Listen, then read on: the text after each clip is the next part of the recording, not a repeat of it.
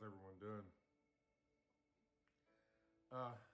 Gonna talk about give a story that life experience that happened to me just recently that I thought was fairly amazing because it really opened my eyes to something. And I'm gonna read a verse from Luke, and there's a lot going on in here in Luke. And this is also found in Matthew. You can find it in Matthew 10:29. Luke adds a bit more details of context that's going on in there.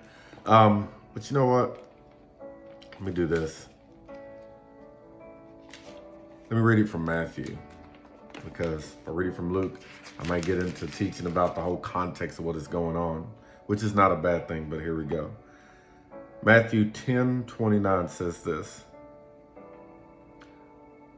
Are not two sparrows sold for a penny, and yet not one of them, a sparrow, a bird, keep this in mind, will fall to the ground apart from your Father, and technically knowing it, that's what it's saying. But even the hairs of your head are all numbered. Fear not, therefore, you are of more value than sparrows. Now, let me jump back here to Luke. I'm going to read Luke anyway.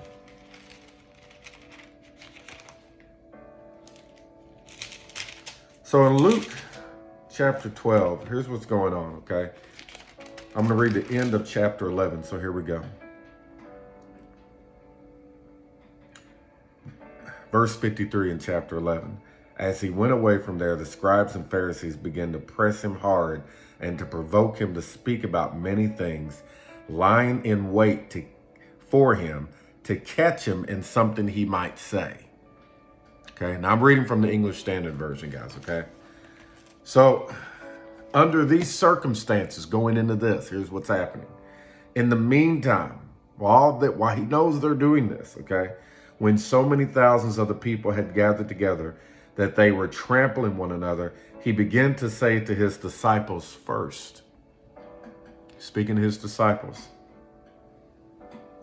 beware of the leaven of the Pharisees, which is hypocrisy. Nothing is covered up that will not be revealed, or hidden that will not be known. Jesus is literally saying in front of the witnesses of the crowd to the Pharisees, everything you're planning and that is being covered up, it's going to come out to the light. It's going to be made known. Therefore, whatever you have said in the dark shall be heard in the light, and what you have whispered in private rooms shall be proclaimed on the housetops. Jesus is letting them know, I've got your number.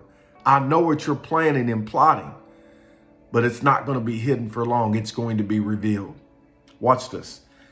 Then he says, I tell you, my friends, do not fear those who kill the body, and after that have nothing more they can do. But I will warn you whom to fear. Fear him who, after he has killed, has authority to cast into Gehenna. That's actually Gehenna there. And why is that? Yes, I tell you, fear him. Why Gehenna? Some of your translations are going to say hell, but the actual proper rendering is Gehenna, or the valley of the sons of Hinnom. Okay? This was a valley that was used, that the priest used, to where whenever they did sacrifices, they would take and dump the blood and guts of the leftover things from the sacrifice, and they would dump it down in this valley. When the Romans crucified criminals, or when a criminal was taken into custody and was killed, this is where their body was put, in the valley of Gehenna. And the valley of Gehenna was also where in the Old Testament, in years past, where Israel would involve themselves in worship to Molech, which required child sacrifice. Okay. So watch this. So Jesus is saying you should be more afraid of that happening to you. See, this is not maybe what we've made it. Okay. He goes on and says, are not 5 sparrows sold for 2 pennies? And not one of them is forgotten before God. Not one of them falls to the ground without your Father knowing it. Why, even the hairs of your head are numbered. They're all numbered. Fear not. Don't be afraid. You are of more value than many sparrows. Now, at first reading of that, you yeah, you're more valued than the sparrows. And you don't really get it. But let me tell you an experience I had. Let me just not belabor the point. Let me tell you an experience I had. So last week, or this past weekend, actually, this past weekend, we had our grandkids over, and we have 5 grandkids. You've probably heard me say this before. And we had just come back from the park. Actually, we just come back from getting ice cream at this awesome ice cream spot. And so while we were out and came back, there was the kids were out playing outside and everything like that. And my daughter and my wife were outside with the kids and everything.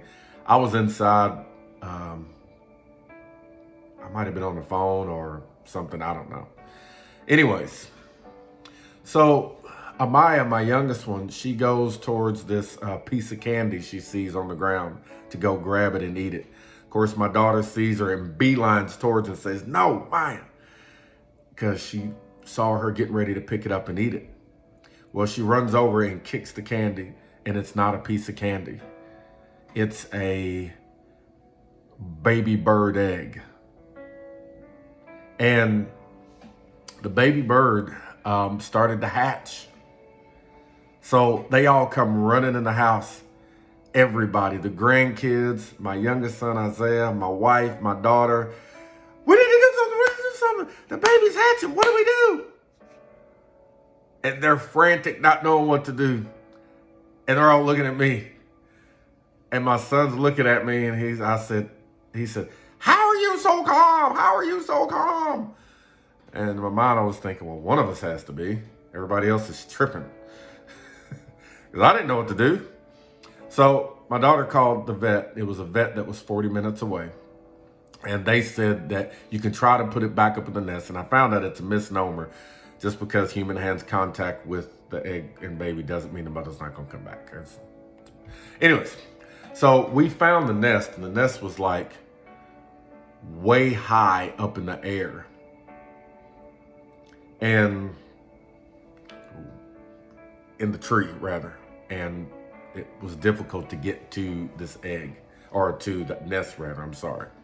Difficult to get to the nest. So anyways, so it's like, what do you do? And they said, well, you could bring the egg to us, or the baby to us, and we can't guarantee that it probably won't make the ride. That's what they told us. So I had a decision to make. Daughter's looking at me. We're over here standing under this tree where we can hear some other birds chirping.